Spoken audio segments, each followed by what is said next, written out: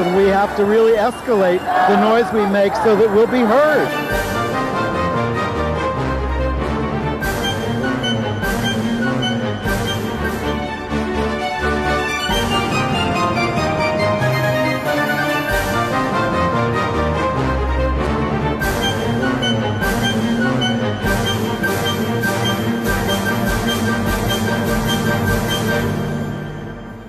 Welcome to Gay USA. I'm Andy Hum. I'm Ann Northrup. And our viewers, Guam has become the first U.S. territory to open marriage to gay and lesbian couples.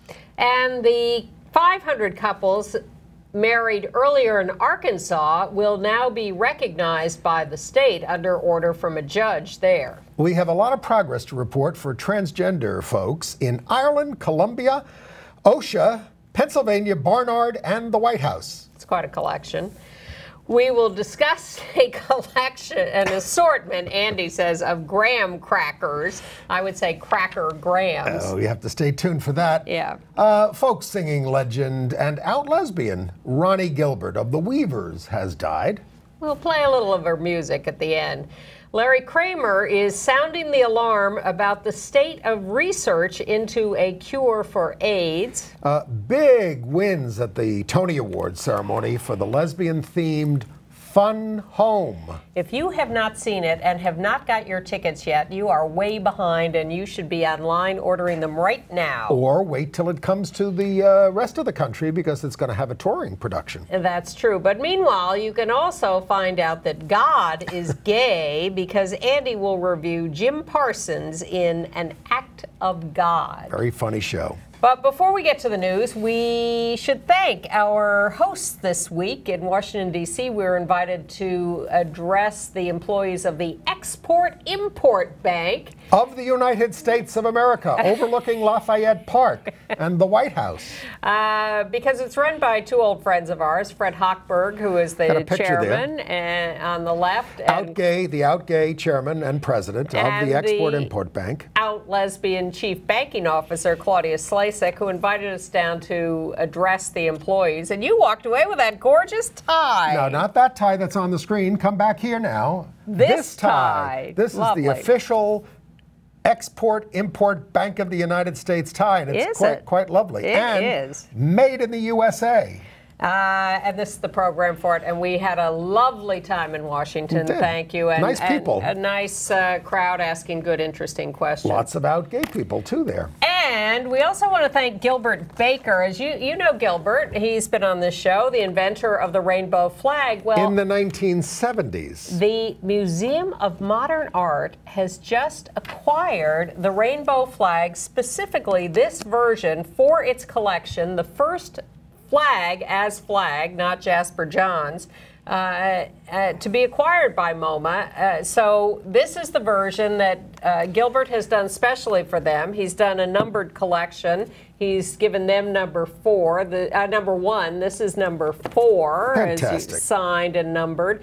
And I was going to take it out of this tube and hang it behind us, but he said, no, I like it in the tube.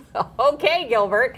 And he says, because then if people have it, they can like hang it from a coat rack. They can hang it from their backs when they take their strolls and let everybody know about it. They can do whatever they want. They can leave it in, they can take it out, but we're leaving it on the desk for the moment. Congratulations, Gilbert. This is big news for the Museum of Modern Art to acquire this. And if you want more information about this flag and the MoMA acquisition, go to Gilbert's website at gilbertbaker.com.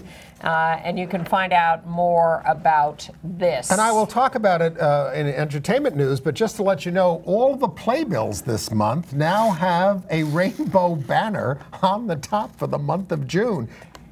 Everybody's getting into the act. When we go from the playbill to MoMA to the Export-Import Bank, we have covered the waterfront. Let's go to Guam. Okay. Guam is the first U.S. territory to get same-sex marriage a federal judge there struck down the law against it. The chief judge, her name is Francis, and we want to show you a picture of the plaintiffs there, the couple that sued. Now, in the picture that we have, they're crying because they just got out of the court and they won, and those were tears of joy. And they've been married since then. And couples have started getting married. Well, this was something that should have happened a long time ago because Guam is under the jurisdiction of the Ninth Circuit Federal Court. You thought we had gotten past mentions of all these different federal courts, but you are wrong. Well, go ahead. The Ninth Circuit ruled last year that same-sex marriage should be legal in all the states it covers. Well, Guam, as a territory, is also in the Ninth Circuit. And so this lesbian couple went to court and said, hey, what about us? We're in the Ninth Circuit. Why isn't it legal here? And it should have just been a pro forma thing, but the governor of Guam tried to fight it. But then they went to court, and his lawyer said, look, I give up. You do what you have to, Judge. Oh, the Attorney General. Yeah, and the judge said, summary judgment, it's legal. Of course, we have to follow the Ninth Circuit. It's go right ahead. Now, the couple there, Kathleen Aguero and Loretta Pangilinan, said, it's a battle we should not have had to fight. I agree with them. You know, these are not things that we should put people through, but that's what we've had to do. Well, and they shouldn't have had to fight it because the Ninth Circuit had already ruled. Right. And since then, the openly gay senator there, B.J. Cruz, has introduced a non-discrimination bill, which they think has a good chance now. For employment. Non-discrimination. But now, explain to me, because you're very smart about these things, American Samoa? Yes. I can do that. The D.C. Circuit Court ruling there may leave off the hook the other four territories. Well, here's the deal. That leave Samoa off the hook. The D.C. Court of Appeals, in a non-gay, non-marriage case, unrelated case, made a ruling that said the citizens of American Samoa, the residents of American Samoa, are not technically U.S. citizens. Now, this goes back to colonialism. It goes back to very arcane interpretations of who's a citizen and who isn't. And we talked about this a couple of weeks ago, and interpretations of residents of some of these territories were considered so different that they were not to be classified as citizens of the United States. This is not an attractive interpretation. No.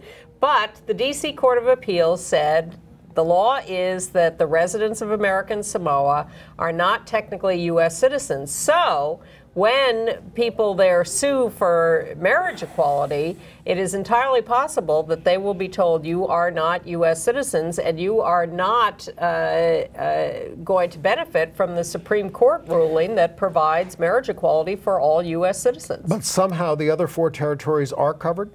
Well, I don't know. Maybe it's different territory by territory. All I know is they get non-voting representatives at the House of Representatives, like the District of Columbia. Yes. And they don't get anybody in the Senate, of course, but they do get delegates to the Democratic and Republican conventions to help nominate the president. In good news from Arkansas this week, where a judge has just ruled that the 500 couples who were married a year ago there, when in the window when a judge had struck down Arkansas's ban on same-sex marriage, but before a stay was instituted on that ruling pending the Supreme Court decision or further appeals. But those 500 couples now must be recognized by the state as legally married. It's only taken a year. All rights and benefits, but could the state still appeal that? Yes, I think so, because it's, the state could go to the Supreme Court, but they're not likely to get anywhere. But the judge... I hope we win that Supreme Court case. The judge said that the denial of recognition to these legally married couples was a shameless disrespect for fundamental fairness and equality. Well, Thank speaking of disrespect, the Republican-dominated U.S. Senate rejected an amendment 53 to 42. We got 53 votes, but that's not 60 that you need to overcome a filibuster, to grant veteran benefits to same-sex couples in states that don't recognize legal marriages from other states. None of those running for the Republican nomination for president, Rand Paul, Marco Rubio, Ted Cruz, voted for it. Lindsey Graham, more about whom later, did not vote. So this is particularly poignant in the case of these veterans because the military moves you around. Yeah. So you don't always have a choice of where to live. You can be living in and married legally in New York, say, and then the military moves you to someplace where your marriage is not recognized, and like boom. Vietnam. Well, not Vietnam. Vietnam's doing okay. But someplace where you're not recognized, and you have very little choice in the matter, right. and the Senate is not garnering 60 votes to make those benefits portable. But they are in favor of choice in Michigan. The House there passed a bill that said if you run an adoption agency, you have a choice. If you have religious values that are anti-gay, not to let gay people adopt children from your agency. That's outrageous. There are three of these bills that passed, so it's on to the governor, Rick Snyder there, who is anti-gay. Yeah, it passed the Senate this week, too. So now the interesting thing about Governor Snyder, because he is right-wing, but when Indiana was going through its whole mess and said Governor Pence there was under attack and they had to change their religious freedom bill, Governor Snyder of Michigan, Republican, right-wing, said, I would veto a broad religious freedom bill like that. So now he's faced with this adoption bill, and everyone expects him to sign it, even though he has said he would veto a broader bill. So we'll see what happens in Michigan. Well, you know, we're in the same position in New York City with the city council and the governor of New York wanting to give all this money to anti-gay religious schools. You know, it's there's very little respect for the separation of church and state in our country these days. But good news from Alabama, where we had feared that they were going to pass a bill that said Alabama was getting out of the business of licensing marriages or exempting people from having to grant licenses. But the House Judiciary Committee killed that bill in Alabama. So we're okay in Alabama for the moment, awaiting the Supreme Court decision to make marriage fully legal there. And they better do it, because a new CNN poll says now that 2/3 of Americans say gay couples have a constitutional right to marriage, up from 49% in 2010. The opponents now, especially the Republican candidates for president, are saying we need a constitutional amendment against it, but that ship has sailed. Probably, we hope. Oh, yeah. In North Carolina, the legislature there had passed a religious exemptions to doing marriages or issuing licenses, and the governor vetoed it. So the thinking was that the legislature was going to override his veto because they passed the laws with such large majorities. But the House in North Carolina has delayed its vote to override the governor's veto. More good news. We hope not just temporary, but that they back off the way the House Judiciary Committee did in Alabama. And Ohio is one of the states that's at the Supreme Court over the same-sex marriage issue. And the mayor of Dayton, Ohio, Nan Whaley, said that if the Supreme Court opens marriage to gay couples, she will marry couples free every day for a week. She'll work extra hours to do that. But also in Ohio, for you animal lovers, State Senator Jim Hughes is working hard to outlaw bestiality. 11 states and the District of Columbia don't have these bans. What's the gay angle? Some of these laws were lost when they did sodomy repeal in the 60s, when they were doing code reform, and they said, oh, these are antiquated laws, let's get rid of them. Well, they got rid of... How did they get rid of the bestiality laws? They did. They just said, well, these things don't need to be in the books, let's get rid of them. It's not like they, you know, this was the swinging 60s. New York did not get rid of its sodomy law in that period. It took us until 1980.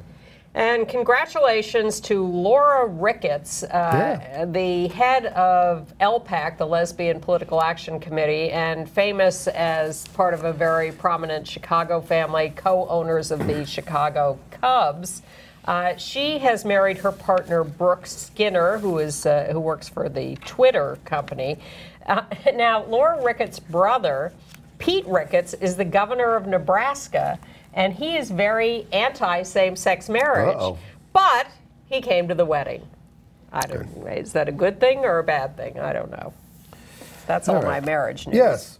Well, hold the presses. Yeah. Focus on the Family hosted that Matthew Vines, this young man who is an evangelical, who believes, young gay evangelical, who believes you can make an argument that Scripture supports us. I mean, it's a very, you talk about an anti-gay organization, very anti-gay, for them to let him speak there. An opponent of Vines, Reverend Albert Moeller, the president of the Southern Baptist Theological Seminary, said that the cost, however, of accepting his argument includes the loss of all confidence in the Bible.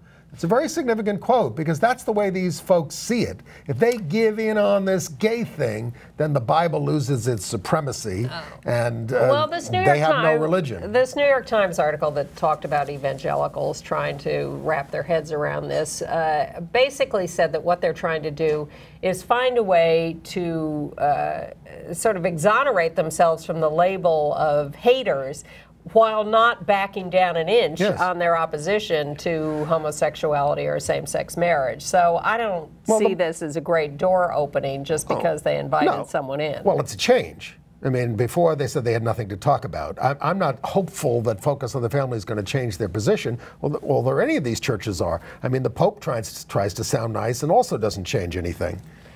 Well, along the same lines and sticking to the religion area, Franklin Graham, son of the Reverend Billy Graham, Franklin has been extremely anti-gay for many years.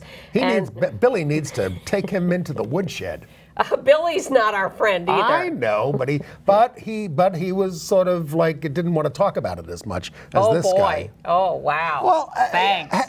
Anne, part of the progress we've made, I mean, you think you've changed all the racists out there because they don't openly say these things anymore? No. But I think many of them do say these things openly still.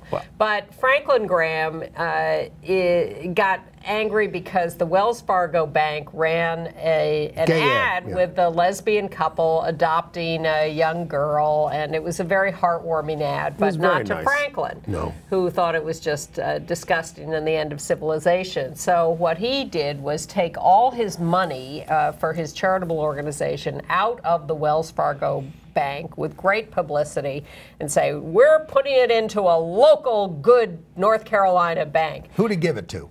A pro-gay bank, which had sponsored a fundraiser in Miami. Well, why doesn't he just do what Denny Hastert did and put it in the mattress? I don't think Denny put it in the mattress. Not in his mattress, anyway. But I mean, you could almost feel sorry for the guy if he wasn't such a bigot. Not a bone in my body feels sorry for him. Right. Either Denny or Franklin. But as one of our viewers pointed out to me, don't say, you keep bringing up that he was anti-gay. What he did had nothing to do with gayness. Well, he was going after a guy, and that's a crime. And the statute of limitations is up on that one.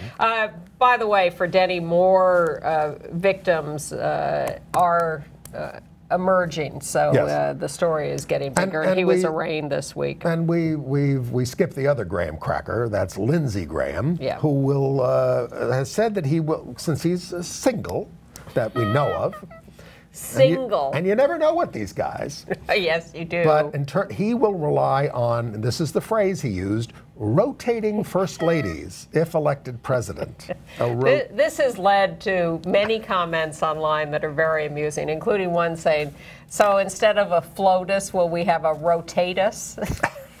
And someone posted a picture of a male ballet dancer doing a spin and said, here's the rotating first lady. Well, he's asking for it too, because he's so anti-gay. He says he's a fun guy. I mean, he's actually not the most extreme among the Republican candidates on that score. He just wants to have he just wants to have a war with everyone. He is an extreme closet case yes. who has a very complete anti-gay voting yes. record and is a warmonger. Given the fact that they're all anti-gay, I make gradations of them, you see. Well, people have been saying, what is Lindsey Graham doing? Why is he even announcing for president? He doesn't stand a chance in the world. What is this all about? Jimmy Carter was elected president. Oh, please. The answer. A black guy won in 2008. We never thought that would happen. It's not even amusing. No, I'm not trying to be amusing. I'm just saying, if the country's in a bad mood and someone sneaks through that you think is ridiculous, there are a lot of people who are ridiculous. Somebody's got to get the nomination, and somebody might win. That's what I'm trying to say. There are many ridiculous people ahead of Lindsey Graham in line. Okay. But my point is that rather than just dismiss Lindsey Graham as a fool and a court jester, know that the reason he is running for president is so that when a Republican is elected, if such should come to pass, he can be on the short list for Secretary of Defense or National Security Advisor or something else equally scary. To wage endless war. Well, anyway. Speaking of war, let's talk about all the transgender developments, and one of them is in the Army. We have the first active duty U.S. Army officer, who is out transgender. Out transgender, and the Air Force has ended transgender discrimination to a point. Well, what they've done is say that transgender identity alone is not a basis for involuntary separation, otherwise known as firing. It requires bad conduct or something medically about you that makes you unfit to serve, and so that is a huge leap forward. And what they did is what the Army has done, which is to bump up the authority to separate someone from the service to a higher authority, so it has to go up the chain farther. And the American Medical Association is trying to take away that excuse by saying, by challenging the ban on transgender troops, saying there is no medical basis for doing so. Yes, and pointing out, as is often said, that the Williams Institute at the UCLA School of Law, the think tank, has estimated there are 15,500 transgender people serving right now in the U.S. military. So we're not talking about 2 or 3 people. We're talking about quite a number. And the New York Times has continued to do massive editorials about this. Democratic presidential candidates Lincoln Chafee and Senator Bernie Sanders have asked the Department of Defense to let transgender people serve openly. Well, and the New York Times has a very interesting documentary on its website, and you're providing the link on our show note this week. Yes, if you sign up for our weekly emails, you'll get notices of program changes and links to videos that we don't have the time to show on the air. And this is about a 15 or 20-minute video called Transgender at War and in Love, and it has a transgender couple. One is a transgender man, one is a transgender woman, and they are in the military, and their story is absolutely fascinating, and they are quite forthright about telling their story, and that's on the New York Times website, and Andy will give you the link. And Ashton Carter, who was the Secretary of Defense, did follow through and add sexual orientation, as we reported, to the non-discrimination policy, but it does not cover transgenders. And people were disappointed that at their Pride event this week, he did not talk about letting transgender people serve in the military. On the other hand, the federal government is now saying, this is OSHA, the Occupational Safety and Health Administration, saying, let transgender people use the toilet corresponding to their gender identity. It is a civil rights and a health and safety issue. And they're saying, under our guidelines, the best thing for a workplace to have is single-serve or unisex bathrooms with multiple lockable single stalls. I think that may be the future of toilets. Yeah, these are OSHA issues safety guidelines, health guidelines for businesses everywhere, and these are their guidelines on how to treat transgender employees. And the EEOC filed a case against a check printing company in Minnesota who barred a trans woman from the women's room and was also made fun of by coworkers. It's the first case from the EEOC versus a private employer on behalf of a trans woman. And the ACLU has asked the Department of Justice to pursue sexual orientation discrimination as Title VII sex discrimination, as they have said they are doing with transgender people, too. So we may not need this comprehensive LGBT rights law if we can Don't say that. If we can get an interpretation that says it is sex discrimination. Yes, from everybody. Absolutely, and certainly we want that, but I think we do need a comprehensive law that states that affirmatively so that it's not about continuing to go into court to have to prove it case by case. You want a national non-discrimination law. That's why I want a national decision. That's maybe a Supreme Court decision that says that it is sex discrimination. That'd be nice too, but save us all a lot of trouble. An actual law would be nice, and we are expecting, perhaps by the end of this month, to see Senator Merkley of Oregon and Representative David Cicilline of Rhode Island in the House introduce a comprehensive civil rights bill for LGBT non-discrimination in housing, employment, public accommodations, credit, federal programs. Without exemptions that go beyond what every other category covered under the law has. Yeah. We want the same thing as everybody else. Yeah. And in other transgender news, the backlash against Caitlyn Jenner, of course, is in the air. Her series about her transformation transition is starting on E! Entertainment Network on July 26th, a series called I Am Kate. There was an op-ed column in the Pittsburgh Post-Gazette saying she's still a mister. Neil Cavuto on Fox is saying, Rome, final days, but that's fine. He's a pig. Pranksters put up a petition on change.org asking for a revocation of Bruce Jenner's decathlon medal. Well, Ridiculous. Caitlin, you can go to Barnard if you like. They are the last of the seven sisters to begin accepting transgender women.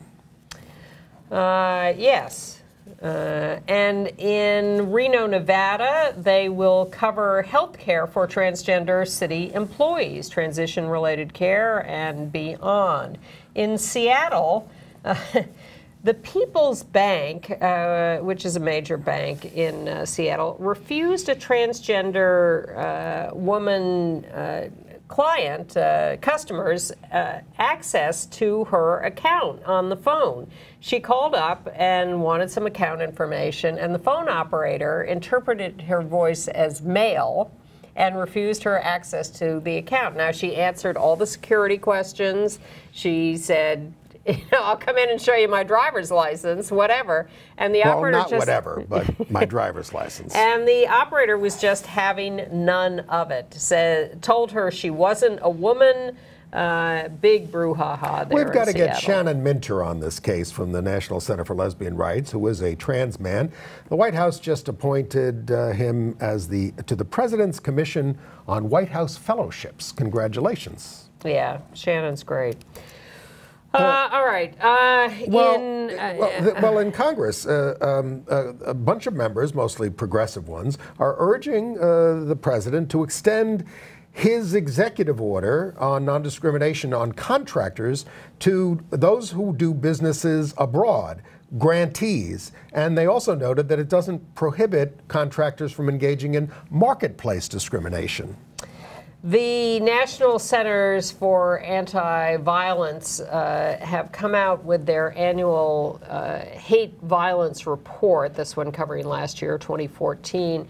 They say, in general, complaints of violence are down. Now, wait a minute, that's significant. Overall complaints of violence have decreased. Yes, but this is what I'm about to say is this is a small snapshot because they are not covering the whole country. What they do is they survey anti-violence projects, but they're in less than 20 locations around the country. They're not all states. But we have consistent statistics from those places, and that's Murders, good. however, are up 11%, mostly people of color, mostly transgender. They also note that the police continue to often be dismissive or actually violent against complainers. But you can take a look at the whole report and all its detail by going to ncavp.org for the 2014 violence report, ncavp.org. Right. Okay. In New Jersey, the conversion therapy fraud trial is underway against this group called Jonah, which is a Jewish group that does this. Maggie Gallagher, who is now of the Freedom of Conscience Defense Fund, is defending them. She sounds like us. She changes her organization and title whenever convenient. We used to invent organizations, new ones every week, so people would think we were a larger band of activists. Why not? Why not? Gay and Lesbian Americans was my favorite. That was me and Michael Petrello. Well, yeah, but that was actually a group. I went to some of those meetings.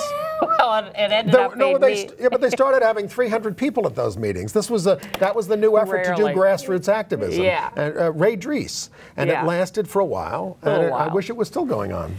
We got a National Press Club press conference out of it on C-SPAN. Hey, in Minnesota, I don't know what they're going to, kind of an organization they're going to form to defend themselves against this, but Ramsey County prosecutors have brought criminal charges against the Catholic Archdiocese of St. Paul and Minneapolis as an entity for mishandling repeated complaints of sex abuse by priests. It stems from charges by 3 underage boys in 2008 and 10 versus the Reverend Curtis Waymeyer.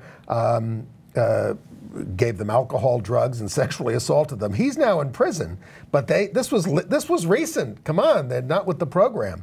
And the concerns about him went back to the 1990s in the seminary.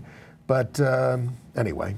In the same general realm, the Duggars are still in the news and did a series of interviews with Megyn Kelly on Fox News last week that I watched. I watched the news on it anyway. Yeah. Well, I watched the whole, first the parents and then the two of the girls who had been molested by Did you have to take a shower afterwards? It was a little creepy, but there were some interesting nuances. The parents were challenged on the idea that they were perhaps hypocritical in condemning the theoretical possibility that transgender people could molest, were child predators and could go into bathrooms and molest kids. And they were asked, excuse me, you have a son who was... who's in the bathroom right now. Who was molesting your daughters. Sometimes over the clothes, sometimes under the sometimes clothes. Sometimes under. While they were asleep. It's not a joke. It's not like they knew it was happening. But the girls seem more upset that this is getting any publicity, of course, than they are about the abuse. As a young woman. Which is horrible. Yes, you wouldn't want your, I can see them not wanting this made public, and the parents are going on, and they've become great crusaders for the privacy of these records. But not of transgender people. No, they are not backing down because transgender people are adult predators, and Josh was a child at 14. I thought the kids might have been like 3 or something that he was touching. No, they were 10. He was going to, and the babysitter evidently. But if this was a time limited thing and he stopped and he moved on and whatever. Don't they know that gay is okay? We're talking about McKinney, Texas here. 2 middle school kids were sent home for wearing gay is okay t-shirts. They were told they were disruptive and distractive. Yeah, that's the word they used. Who's getting distracted? The kids were fine with it. Everybody was fine. Everybody was congratulating them. But the adults got upset. Yes. Well, this all started because the student in the school had come out. This was, as you say, a middle school in Texas, and had been bullied. And I don't even know if it was a boy or a girl, but that that student's friends came to school with these T-shirts saying "Gay okay," and all hell broke loose. All hell broke loose. In California, they, you think people think the revolution has been won, and once we get the marriage decision, it's all over. In California, every year there are more and more and more LGBT civil rights bills being advanced. They've got it strongly Democratic in both houses of the legislature, and a progressive governor in Jerry Brown. And they keep advancing details here and there. We can't get anything passed in New York. Including a gender identity and expression non-discrimination bill. Or a ban on conversion therapy, both pending before the Republican Senate. And although I talked to the Pride agenda, and they don't seem to be moving. Of course, I also asked the Pride agenda, are you opposing the governor's giveaway to the religious anti-gay schools that he wants? We're reviewing it. Well, the session's over in a few days. That's a pretty pathetic response on their part. Yes. On the other hand, how about that Ingrid Nilsson? She is the YouTube beauty guru, 26, and she has come out publicly on YouTube to 3.3 million followers. And you say 2 million people have already seen it. And she says, I'm not going to apologize for who I am anymore. That was her statement. It's really quite moving. This is becoming an epidemic. It's more in entertainment news. It's quite moving. It was quite moving to watch. All right, a few other notes. We've been following the blow up of the career of Ian Reasoner after hosting a dinner for Ted Cruz. Well, me and my pals at Queer Nation did a little action last weekend. Hiring a plane to fly a banner over the beach at Fire Island to say, boycott high and low T, fight for full LGBT rights. What is high and low T, for the benefit of people who've never been to Fire Island? These are social events where guys gather in the afternoon and evening to drink and dance and have fun. You've seen it in the movies. But they're all in establishments owned by Ian Reasoner and partners. So, but the real point is not, in the long run, I couldn't care less about Ian Reasoner, but he's giving money to Ted Cruz, who is fighting against our civil rights, actively fighting against our civil rights. Nothing passive. Famous for it. He is aggressive Famous about it. for it. A demagogue. Yeah, so our point is, when you go to these places and you give money to Ian Reasoner, who is then passing it on to Ted Cruz, you are financing your demise. And we would prefer that you spend your time, energy, and money fighting for your own full civil rights by, for instance, paying attention to this comprehensive civil rights bill that's about to be introduced and lobbying your representatives in the Senate and House of Representatives to get behind this bill and pass it and have a national law that protects your civil rights. How can I get in touch with my member of Congress? Senate.gov, House.gov. You put in your zip code and they will tell you who your representatives are. And they give you the numbers. Sometimes they have a general number down there you can call, and they will take your comments, and calls mean a lot to them. Also, if you go to their local district offices, that impresses them. So are we going to talk about the report on HRC? HRC commissioned a report put together by our old friend Clarence Patton, by the way. A study of themselves. Yes. Clarence represents the pipeline project. Well, this report was leaked, and it found that the workplace at HRC was judgmental, exclusionary, sexist, and homogeneous, gay white male. Pipeline said that HRC is, because once this was exposed, they didn't want it to be public, they said HRC is not at the top of the class, but it's not the worst, and HRC says they're addressing these issues. Women there feel excluded, trans people feel tokenized, and basically it's a white men's club. But I hope no one feels that way here. No. In Dallas, there is a new bar or restaurant called Tallywhackers. Yes. These are like, this is like Hooters with guys, right? Yes, waiters in short shorts in the gay neighborhood. If you're in Dallas, I don't know. Do you want to check it out? Well. More importantly, in Philadelphia for 4th of July weekend, they are holding a huge multi-day, multi-event 50th anniversary celebration of the demonstrations that started in Philadelphia 50 years ago. Frank Kameny, Barbara Giddings, others. They're dead. now. Yes. They're not going to be there. But they were picketing Independence Hall before the Stonewall Rebellion. Some of the picketers are still alive, like Randy Wicker. Absolutely. There is currently a history exhibit at the National Constitution Center. That's the United States National Constitutional Center. And you can get a full list of all the events, 4th of July weekend, Philadelphia, at LGBT50th.org. That's LGBT50th.org. I wish I'd seen the show last week. We just went through Philadelphia on the way home yesterday from Washington. Well, it's going to be quite something, and they're going to have a big Saturday afternoon outdoor rally and ceremony hosted by Wanda Sykes, and they're going to have all sorts of other events, and it should be quite spectacular and moving. I also want to point out that MSNBC.com has an interesting feature on its website called Fearless, How 10 LGBT Activists Made It Better. It's very LA focused. Virginia Uribe, Troy Perry, and others. Uribe, who started Project 10 in the school system to have somebody in every school, this should be everywhere, every school as a resource person for LGBT folks and their parents and parents who are gay. I fought for this forever in the New York City schools, and I lost. Although they're looking at appointing someone citywide who, well... Curriculum. Why aren't we in the history books? That is such a fundamental need. Right. All right, international news. First, I owe you an apology. Okay. Last week, I corrected you on something, but you were right.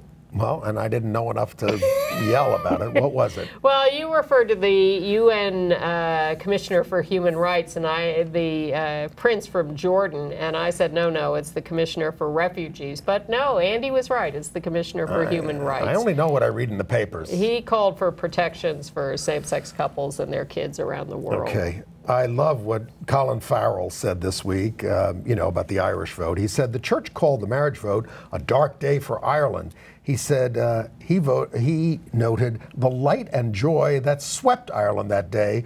He said a dark day is internal civil conflict and war and bloodshed. It was a great day in Ireland. With rainbows everywhere. Rainbows. Yeah.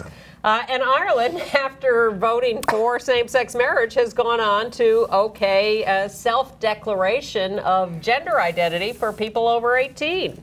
No medical examinations, no, lengthy proof. This exists not in the United States, but in maybe in some places, but in Argentina, Denmark, and soon in Malta. The under 18s are excluded from it in Ireland. I don't know what the age limit is in other places. And then Colombia they've stricken the physical exam requirement for gender change. No need for surgery or psychological evaluation, just a declaration and a notary. But you can only change once every 10 years. And you can only change twice in your lifetime. Oh, that seems very restrictive. Yeah. But they held a big public ceremony and gave new ID cards to 10 transgender people in Colombia, and it's big news there. Also big news, in Kiev, Ukraine, they wanted to hold a March for Equality. 250 LGBT people and allies showed up, but dozens of anti-gay protesters showed up. They had 2,000 cops to protect the marchers, and a lot of the cops got injured, one very seriously. The LGBT community is raising money to help the injured cops. Masha Gessen, our friend and longtime lesbian Russian activist, wrote very movingly about all this in the New Yorker. If you go on their website, you can find that. Well, the protesters were throwing flares at us over there. With metal embedded shrapnel. in them. One of the cops was injured with shrapnel. The cops arrested a couple dozen of these anti-gay protesters, but it was a really, really bad scene. All right. Well, here are a couple of cases from over in the United Kingdom that were probably dicey and a little controversial for people, but a woman who worked at a Christian nursery. No, she was a Christian at a nursery school, and she was fired for saying in a conversation that somebody brought up a coworker brought up that being gay is a sin, came up in the conversation, and she was fired. But she was found not to be guilty of harassing the person, and she was reinstated if she wants to be. You know, if somebody's going to start a conversation, you've got certain free speech rights, and as long as you don't do it to harass the person, you're entitled to your view. First of all, it's Britain, so I don't know what the free speech rights are there, but the free speech rights here are often misinterpreted, as you know, and yes. You are protected from the government interfering with your yes. free speech, not with private companies interfering with your free speech. But the issue was she guilty of harassment? Yes, or perhaps doing her job in a way that it was discriminatory. I have some views that you might find offensive, but if you ask me about them, you can't fire me for it. In Northern Ireland, those bakers who were fined, they were fined for not writing on a cake, support same-sex marriage with a picture of Bert and Ernie.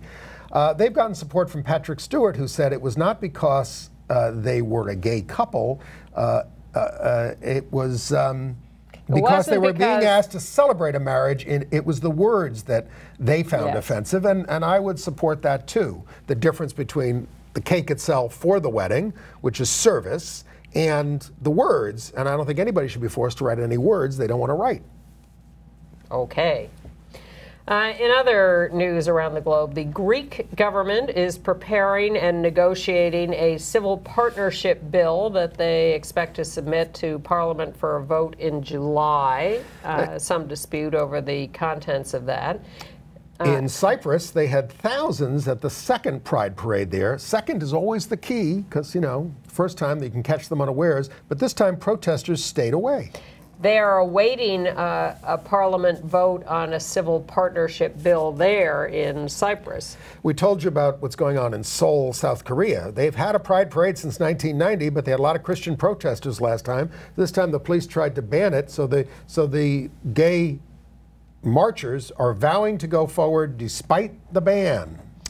Ontario, Canada has banned conversion therapy for LGBT minors. This is not the first province of Canada that has made this decision. This seems to be happening across the country. Minors, young people, not people who work in mines. In Mexico, they've been making a lot of progress on same-sex marriage slowly, district by district, but the High Court ruled this week that the Constitution requires same-sex marriage. So advances should no longer require the intervention of the High Court. It's up to the lower courts to just enforce this and make it happen. Or local states. And a couple of states this week have gone ahead and announced that same-sex couples can get married in their states in Mexico. In Morocco, bad stuff. 2 men who kissed have been arrested. They have arrested and expelled a Spanish feminist demonstrating for gay rights and a French woman. And 3 gay men have been jailed for 3 years. Watch out in Morocco. Which is, of course, historically a very gay place, and where Paul Bowles and Joe Orton and Jane, who's he, what's it? Yep. In Spain. Jane Bowles? In Spain, we mourn the death of gay activist Pedro Zarollo, dead at the age of 55 of pancreatic cancer. He was a socialist politician, and he was president of the Spanish Federation of Lesbians, Gays, Transsexuals, and Bisexuals from 1998 to 2003, and a leader in the fight for same-sex marriage, which they have there.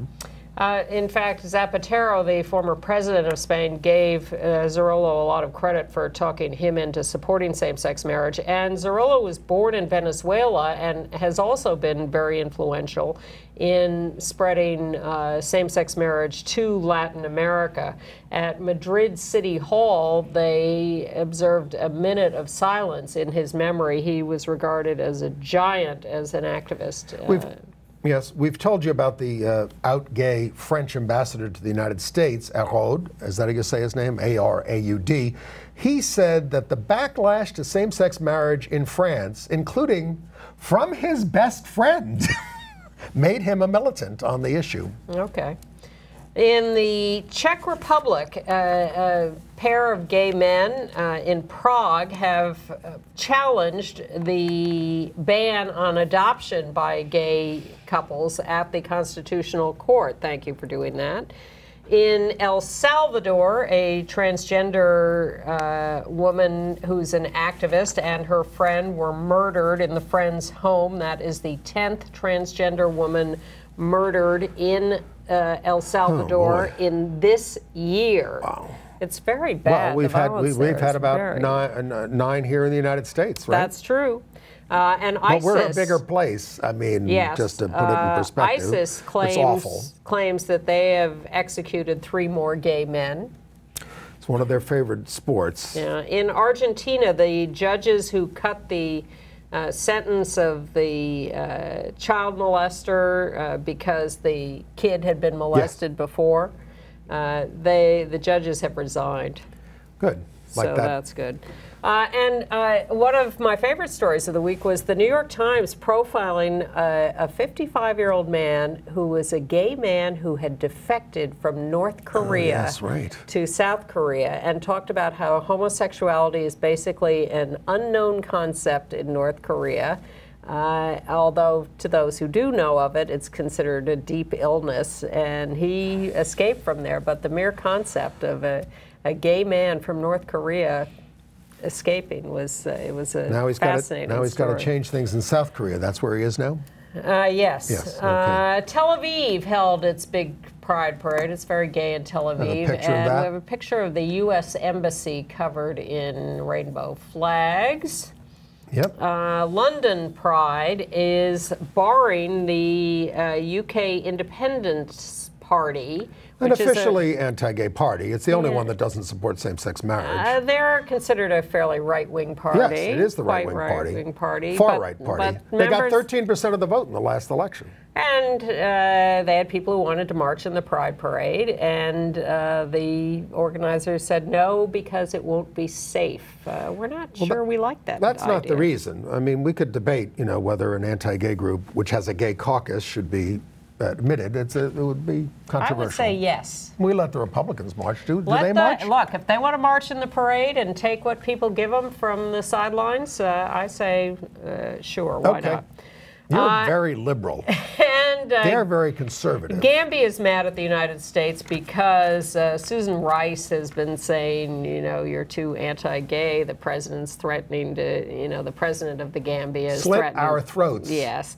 And you shouldn't be saying things like that. So the Gambia's reply was, no amount of lies, pressure, or threats will make us relent on our rejection of homosexuality. Well, that's the kind of demagoguery you need if you want to stay in power as a dictator for 20 years. Evidently. All right. Can we move AIDS and health news? Well, we met with Larry Kramer this week, and he's issued a statement because his big concern now is that the NIH, the National Institutes of Health, and the Office of AIDS Research is very disorganized, demoralized, etc., over the finding of a cure for AIDS. And he wants us to focus on this.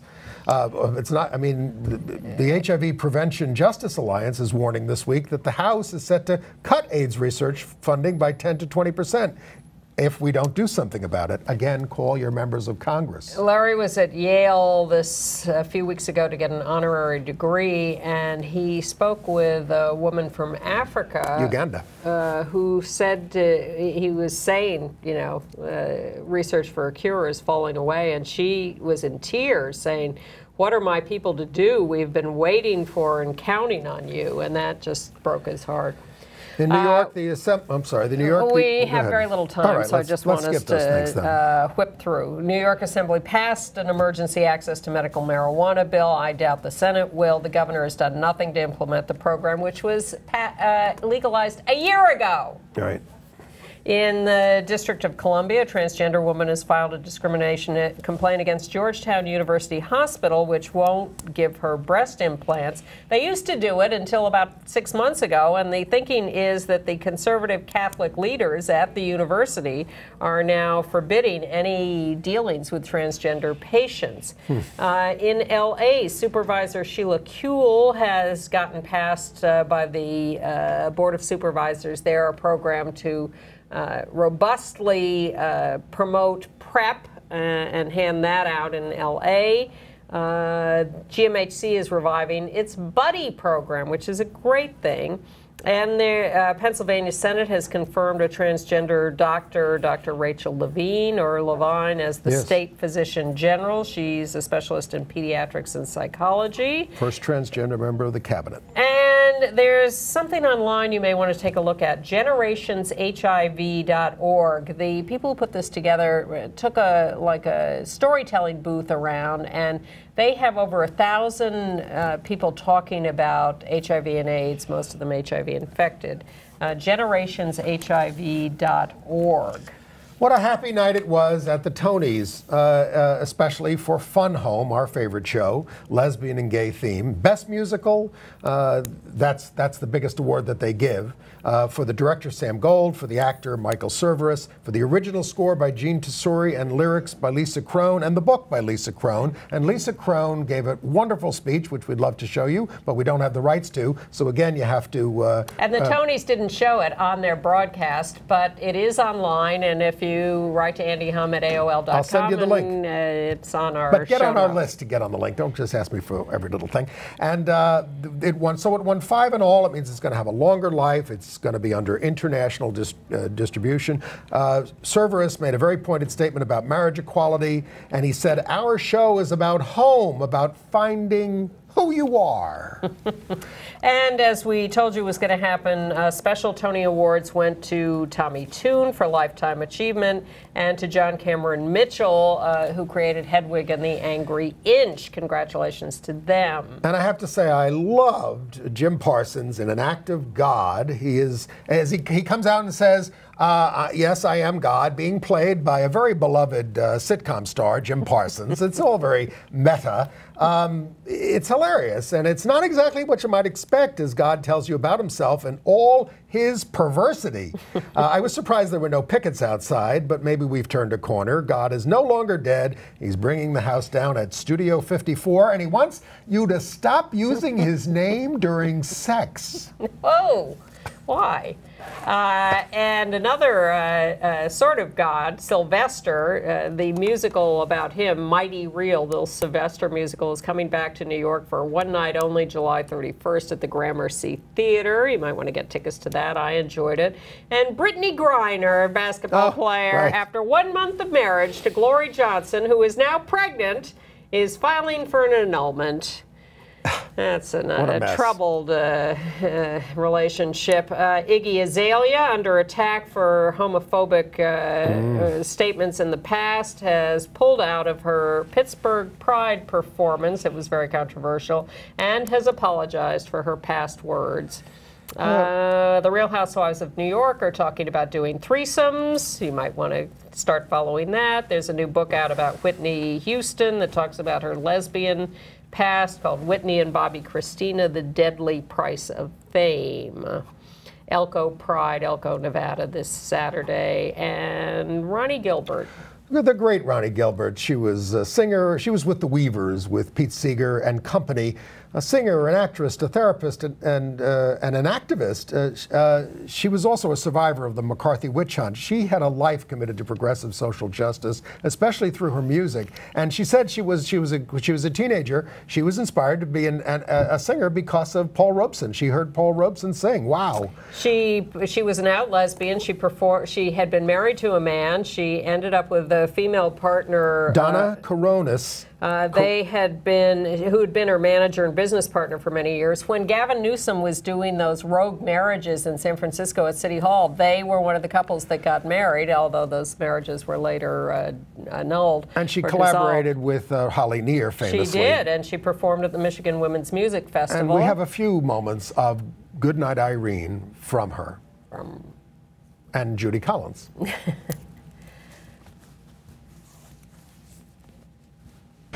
In the country, sometimes I live in town. Sometimes I take a great notion to jump into the river